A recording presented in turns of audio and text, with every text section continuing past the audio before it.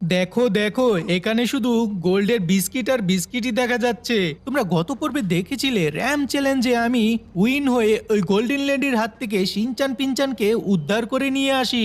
আরে হ্যাঁ গো ফ্র্যাঙ্কলিন দাদা, তাই তো আমরা এখন ট্রিলিয়নিয়র হয়ে গিয়েছি গো। হ্যাঁ, এটা তুই মন্দ কথা বলিসনি। আমরা এখন বিলিয়নিয়র নয়, আমরা এখন ট্রিলিয়নিয়র হয়ে গিয়েছি। দেখ, আমাদের কাছে শুধু গোল্ড আর ডায়মন্ড, গোল্ড আর ডায়মন্ড, এছাড়া অন্য কিছুই নেই। এই সব কিছু সম্ভব হয়েছে আমার প্রিয় বন্ধু এবং বান্ধবীদের জন্য। আমাদের আরো একটা বাড়ি রয়েছে, সেই বাড়িতে আমি খুব তাড়াতাড়ি করে পার্টির আয়োজন করব। আর আমি অবশ্যই চেষ্টা করব এত এত গোল্ড যাদের থেকে মেরে খেয়েছে ওই গোল্ডেন লেডি, এই গরিবদেরকে আবার আমি ফিরিয়ে দেব। তোমরা সবকিছুই দেখতে পারবে। তার আগে এই ভিডিওটিতে একটা তাড়াতাড়ি করে লাইক দিয়ে দাও, আর নতুন যারা আছো চ্যানেলটাকে সাবস্ক্রাইব করে বেল আইকন বাটনটি অল করে দাও। তাড়াতাড়ি করো তোমরা। আমি এখন সুইমিং পুলে একটু নেমে দেখি তো। এই সুইমিং পুলটা বেশ দারুণ লাগছে। চলো, কোনো ব্যাপার না। ঠান্ডা ঠান্ডা একটু লাগছে, কিন্তু আমি বেশিক্ষণ থাকবো না। এমনিতে আমার একটু ঠান্ডায় সমস্যা হচ্ছে। আরে ফ্র্যাঙ্কলিন দাদা, এইখানে দাঁড়িয়ে থাকবে নাকি? না ভাই, আমি এইখানে দাঁড়িয়ে থাকবো না। চল একটু সামনে গিয়ে আমার বন্ধুদেরকে দেখাই বাড়িটা। দেখো, এই পাশটাও অনেক সুন্দর।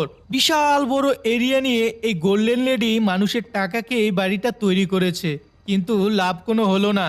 গত পর্বে তো তোমরা ভালোভাবে দেখেছিলে র্যাম চ্যালেঞ্জে আমি গোল্ডেন লেডির থেকে জিতে এই বাড়িটা নিয়ে ফেলেছি, আর আমি ওই গোল্ডেন লেডিকে থানার মধ্যে ভরে দিয়ে এসেছি, আর আমার প্রিয় ভাই শিনচান পিনচানকেও উদ্ধার করেছি। কি গো ফ্রাঙ্কলিন দাদা, দৌড়ে গাড়িতে উঠলে, বুঝলাম না যাব কোথায় এখন আমরা?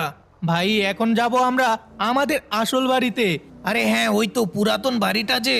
হ্যাঁ, আমরা ওইটাই পরে যাব। আপাতত আমি যে ডায়মন্ডের বাড়ি বানিয়েছি না, সেটাই যাব।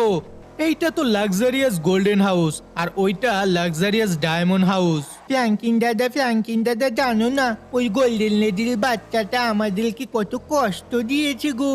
হ্যাঁ রে ভাই, তা তো জানি, সেই জন্যই তো আমি ওকে জেলের মধ্যে ভরে দিয়ে এসেছি। চলো, আমাদের লাক্সারিয়াস ডায়মন্ড হাউসে আমরা চলে এসেছি বন্ধুরা। দেখো দেখো, কত সুন্দরভাবে ইউনিক স্টাইলে সাজিয়েছি আমাদের বাড়িটাকে। আরে এটা আবার গাড়ি এখানে রেখে দিয়েছে কেন?